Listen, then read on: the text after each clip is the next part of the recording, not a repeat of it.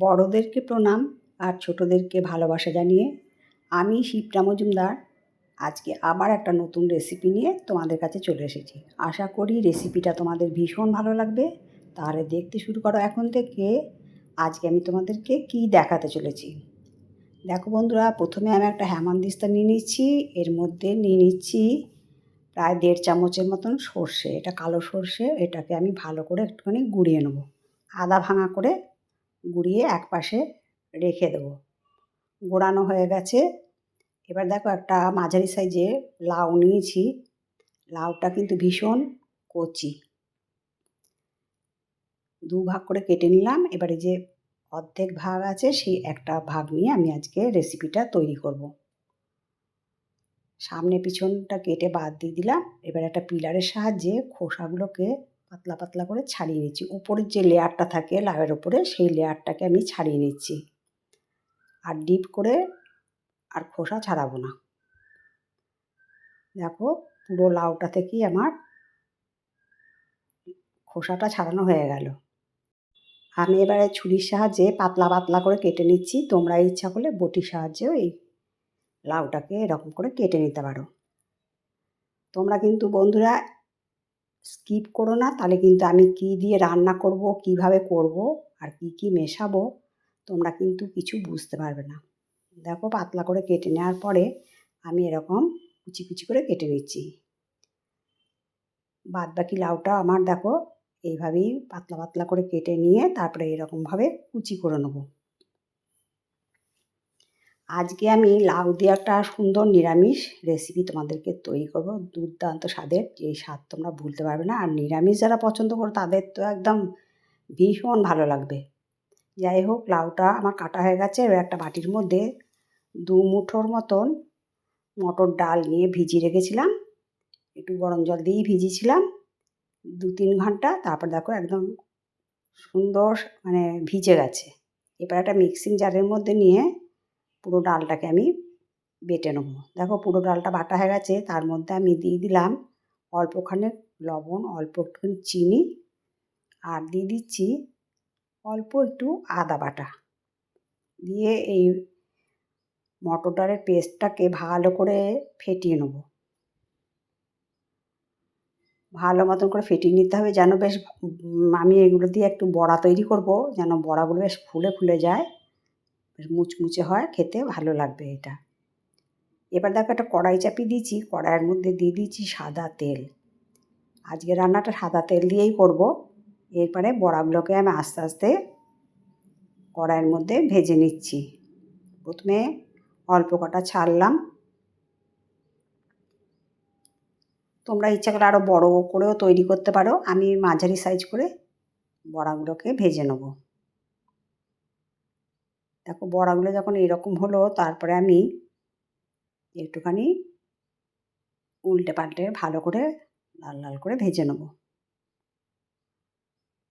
লাল লাল করে দেখো সুন্দর ভাজা হয়ে গেছে। এবার তেল ছেঁকে একটা থালার মধ্যে সুন্দর করে নামিয়ে নিচ্ছি। নিরামিষ যে কোনো রেসিপির মধ্যে বড়া বা বড়ি দিলে কিন্তু খেতে ভীষণ ভালো লাগে। আজকের লাউয়ের রেসিপিটার মধ্যে আমি মটর ডালের বড়া তৈরি করে দিচ্ছি। তোমরা ইচ্ছা করলে এটা ছোলার ডালের বড়াও তৈরি করে দিতে পারো। সেকেন্ড ধাপটাও আমার ছেড়ে ভাজা হয়ে গেল। দেখো লাল লাল করে ভেজে নিয়েছি। এবারে বড়া ভাজার পরে যে তেলটা ভাজলো তার মধ্যে 2টো শুকনো লঙ্কা, 2টো তেজপাতা ছেড়ে দিলাম। দিয়ে ওটাকে বেশ একটুখানি ভেজে নিলাম। এরকম করে ভাজা হয়ে যাওয়ার পরে ছোটো চামচের 1 চামচ 5 ফোড়ন দিয়ে দিলাম। 5 ফোড়নটা একটু নাড়িয়ে চাড়িয়ে সুন্দর করে ভেজে নেবো। যখন সুন্দর সুগন্ধ বেরিয়ে গেল তারপরে আমি দিয়ে দিলাম গুঁড়িয়ে রাখা সর্ষেটা। সর্ষেটা দিয়ে বেশ ভালো মতন করে আমি ভেজে নিচ্ছি।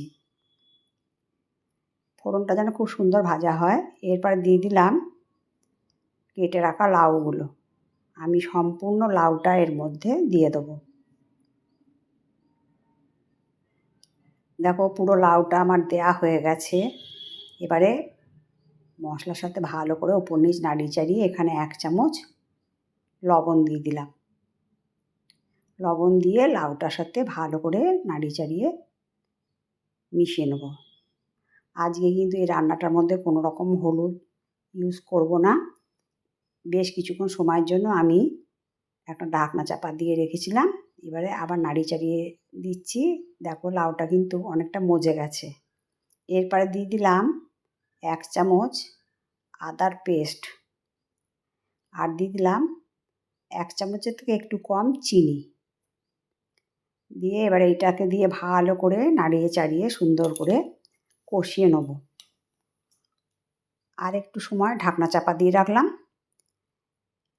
ওইটা হতে থাক। আর এই ফাঁকে আমি দেখো একটা বাটি নিয়ে নিয়েছি, তার মধ্যে প্রায় 1.5 চামচের মতন চালের গুঁড়ো নিয়ে নিলাম। আর নিয়ে নেব এখানে পৌনে 1 কাপ দুধ নিয়েছি। এবার চালের গুঁড়োটাকে ভালো করে মিশিয়ে নেব। তোমরা ইচ্ছা করলে এর মধ্যে ময়দাও দিতে পারো। এবার ভালো করে মিশিয়ে নেওয়ার পরে আর একটুখানি দুধ দিয়ে দিলাম, দিয়ে ভালো করে চালটাকে যেন কোনো দলাভাব না থাকে সেই পর্যন্ত আমি সুন্দর করে মিশিয়ে নিলাম। এবার ঢাকনা চাপা খুলে দিলাম। দেখো বেশ অনেকটাই মজে গেছে, লাউটা নরম হয়ে গেছে দেখেই বোঝা যাচ্ছে। লাউটা কেটে দেখে দিলাম, অনেকটাই সেদ্ধ হয়ে গেছে। আর বেশ কিছুক্ষণ নাড়িয়ে চাড়িয়ে এটাকে আরেকটুখানি কষিয়ে নিয়ে এর মধ্যে চালের গুঁড়োটা যে দুধের মধ্যে ভিজিয়ে রেখেছিলাম সেটা দিয়ে দিলাম সম্পূর্ণটা। আর এর মধ্যে দিয়ে দেবো যেই কাপটাতে দুধ রেখেছিলাম সেই কাপটা ধুয়ে 1 কাপ জল দিয়ে দিলাম, দিয়ে একটুখানি নাড়িয়ে চাড়িয়ে নিলাম। আর দিয়ে দেবো বাটিটার মধ্যে যে চালের গুঁড়ো ভিজিয়ে রেখেছিলাম দুধ দিয়ে, সেইটা ধুয়ে একটুখানি জল দিয়ে দিলাম।